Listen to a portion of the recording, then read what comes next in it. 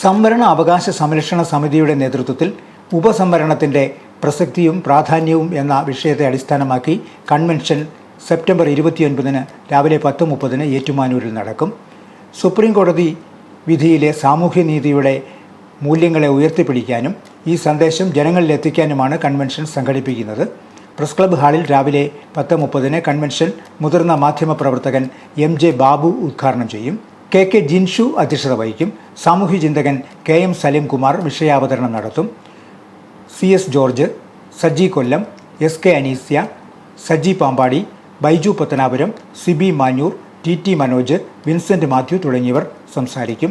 ജാതി വ്യവസ്ഥയുടെ അടിത്തട്ടിൽ കഴിയേണ്ടി വരുന്നവർക്ക് സംവരണാനുകൂല്യം വർദ്ധിപ്പിക്കാൻ ലക്ഷ്യമിട്ടുള്ളതാണ് ഓഗസ്റ്റ് 1 ജാതിക്കുള്ളിലെ സംവരണം അഥവാ ഉപസംവരണം എന്ന വിഷയത്തിലുള്ള സുപ്രീം കോടതി വിധിയെന്ന് സംവരണ അവകാശ സംരക്ഷണ സമിതി ഭാരവാഹികൾ പറഞ്ഞു.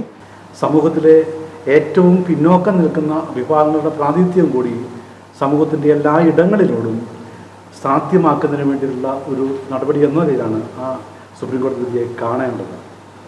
മറിച്ച് അതിനെ കണ്ടത് വളരെ വളരെ പരിതാപകരവും മോശവുമായിട്ടുള്ള നിലപാടുകളിലൂടെയാണ്. സുപ്രീം കോടതിയുടെ വിധിക്കെതിരെ പ്രത്യേകിച്ച് കേരളത്തിലെ ദളിത് നേതാക്കൾ, വേണമെങ്കിൽ വ്യക്തിപരമായി പേരെടുത്ത് പറയുന്നതിൽ കുഴപ്പമില്ല.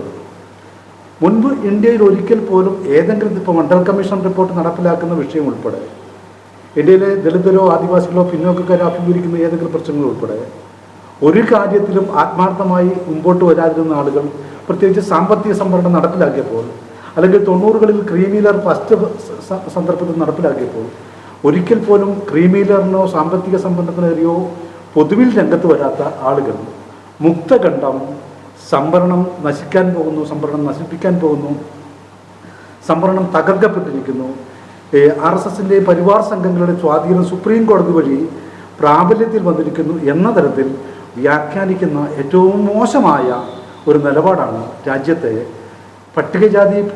പട്ടികജാതി ദളിത് നേതാക്കൾ മുക്തകണ്ഠം സ്വീകരിച്ചത്. സമ്മേളനത്തിൽ BB Jose, KK Jinshu, KB Raghuvaran, Biju, Saji Pampady എന്നിവർ പങ്കെടുത്തു.